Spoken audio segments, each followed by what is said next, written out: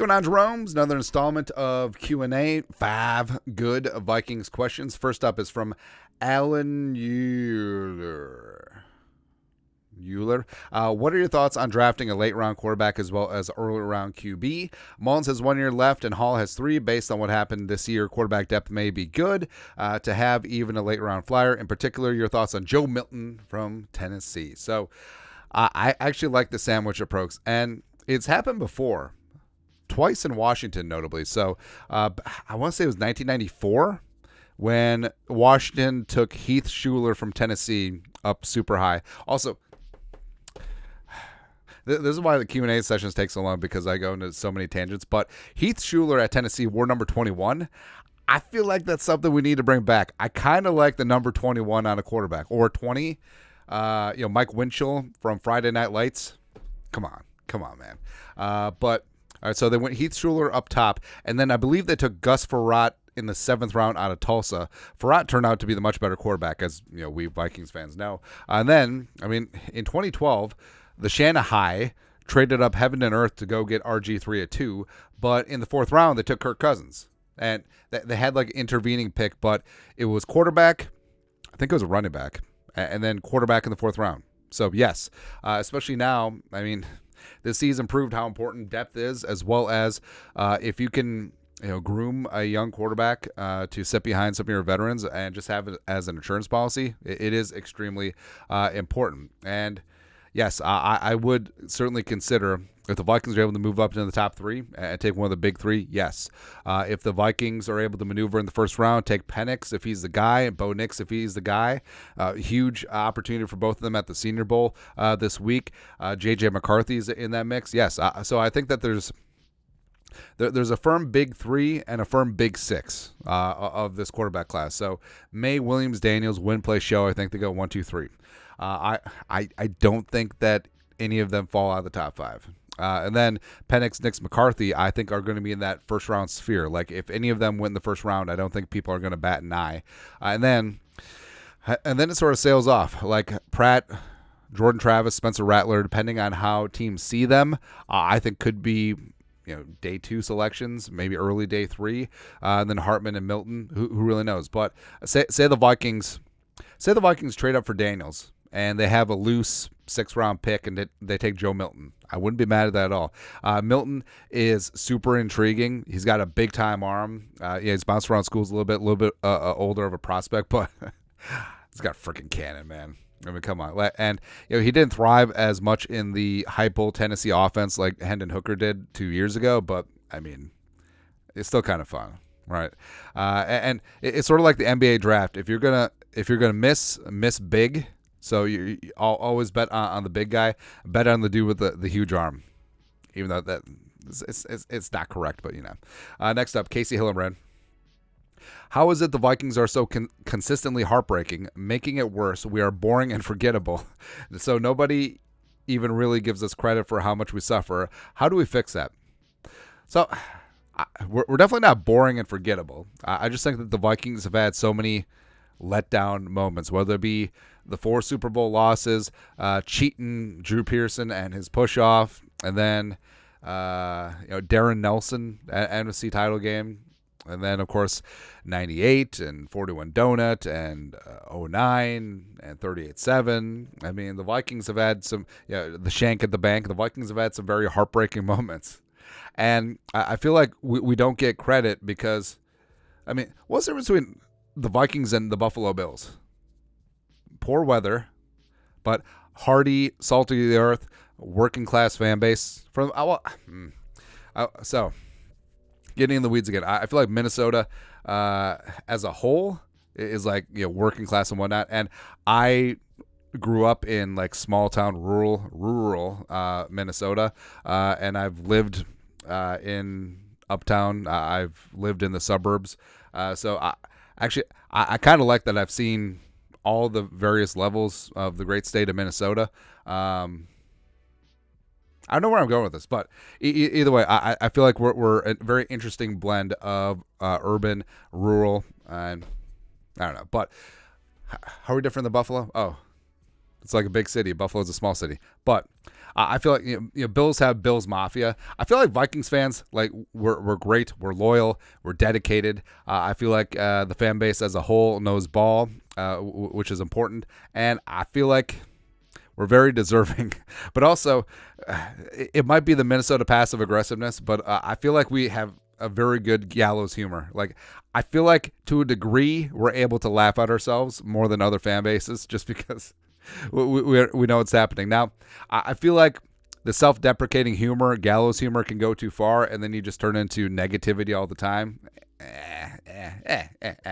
But the Vikings are so consistently heartbreaking because they're just good enough to get your hopes up, and it's like a mathematical improbability how the Vikings haven't won a Super Bowl. Like they've won the most playoff games, or was it?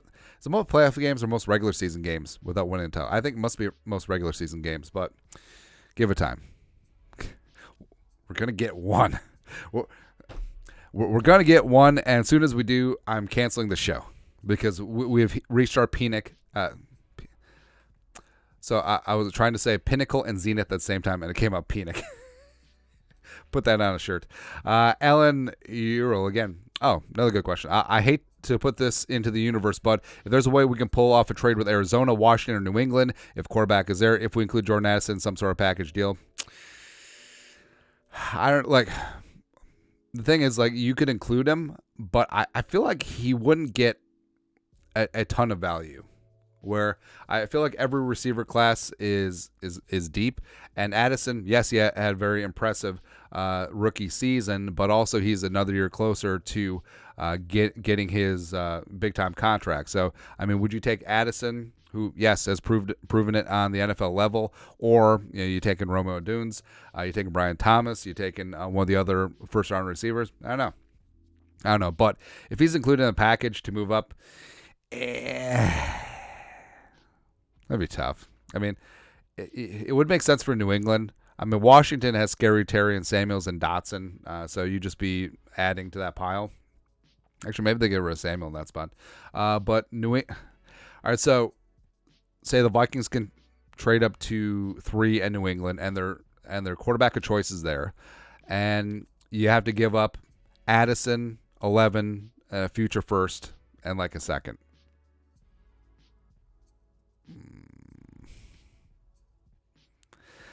No, I don't want to do it. Nah. Drew Wanzi. When do the Vikings go full rebuild? Does it all depend on this next draft and season? I think it does. Because the Wilfs are patient. Maybe patient to a fault. Frankly, I think Spielman and Zimmer probably should have been fired like 2 years before they were. But Kwesi and Kevin O'Connell, they've had 2 years. Kwesi's had a chance to overhaul the scouting department, and also the Vikings roster has turned over. They've gotten rid of some of the Spielman veterans and some bad contracts. They've cleared out cap space, and I mean, people mock the competitive rebuild, but if Kirk doesn't get hurt, the Vikings win the division this year. And people may not want to hear it because they're all up on the Lions' ass, but it's the truth. And also 13-4 want some more win the division in 2022. But the Wolves aren't dummies, and they see what happened with the Lions in year 3 with Campbell and Holmes. And now, I mean, the Vikings have to be consistently competitive. They have to get back into the divisional race. They have to get back in the conference race. And you look at Green Bay, quarterback of the future. You look at Chicago, have all of those assets. I mean, the Wolves are patient owners, and I respect that about them, but they're not going to be putting up with sucking hind teat for the foreseeable future. So Kwesi and Kevin O'Connell, injuries be damned, bad luck be damned, fumbles be damned. They have to make some headway in year 3. And you could say that's not fair, but that's the business that they've chosen. Lastly, Traveler, top 2024 quarterback draft prospects. We know their upsides, but what are each of their downsides concerns? They could all bust. All right, so running through Drake May, his redshirt sophomore season was not as productive as his redshirt freshman season, and I don't think it's a spot where defense is necessarily caught up to him. I think that there was a big talent drain from North Carolina from 2022 to 2023. So is it a spot where, hey, he needs weapons around him or he can't make those around him better? I mean, he only had Tez Walker for a couple games. But I'm sure we go with that.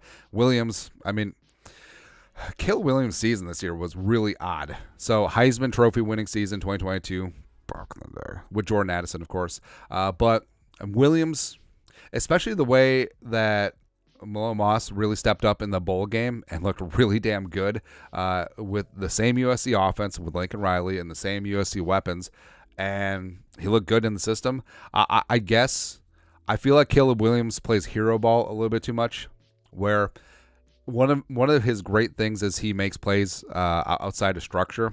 But does he try and do that too much? Does he try to be Mahomes too much? Does he, instead of just taking what's there, what the defense is giving you underneath, is he just trying to press and make a big-time play? I think so. But also part and parcel, it could be because the USC defense was so poopy that it feels like if you didn't get 7 every single possession, you were going to lose. And that for USC, that kind of was the case this year. Jaden Daniels, Heisman Trophy winner, has a great arm, has great mobility. You question the frame. I mean, he's 6'4", 210, except he literally looks like he could use a sandwich or two. So adding some good weight, making sure that it's really hard to be a running quarterback above 30 years of age. It really is very rare. But I think Jaden Daniels could be, could be. I mean, he could be Lamar Jackson. Could he be Steve Young? Certainly. Penix. The knees, the shoulder, the age, and also the Michigan tape. Other than that, he's really good. Bo Nix, can he perform outside of the Oregon offense? I think that he can. Is his upside capped? Like, can he be a functional starting quarterback, but is that all that he can be, or can he emerge and go farther? Guess we'll find out. McCarthy, I think that he was held back by the Michigan's run-first offense. That's interesting because, I mean, Harbaugh is a quarterback, and Harbaugh got the most out of, well, he had Andrew Luck at Stanford, so whatever. But he got the most out of Alex Smith and Kaepernick with the Niners. And, the fact that, did they have McCarthy basically just be the game manager because that's what he is? Or when you have a great offensive line and a couple nail driver running backs, is that all that he needs to be? That has to be answered. Michael Pratt, I feel like, some mechanics and some inconsistency. Yes. Jordan Travis, I mean, the ankle. Also, size. I mean, 6'1" and change. Also, he doesn't have the arm that some of these other guys have. It certainly does not. Spencer Rattler. I mean, so Rattler has all the upside there, but you question his attitude. I mean, he does seem like a little bit of a me first type of guy, but I mean, that can be channeled properly. I don't know if he's going to be that guy, though. Sam Hartman, I feel like Sam Hartman, there's a lot of times where he just took bad sacks at Notre Dame, and I feel like that, the internal clock is a little bit slow, and it definitely doesn't slow down in the NFL, right? So he's got to work on that. Milton, everything. I mean, he's got a big-time arm, but other than that, everything he's got to work on. Also, he's like 95 years old. So that is it. But that's it. That's 5 good Vikings questions for this beautiful Friday. You guys are the best. You know what to do. Skol, production value.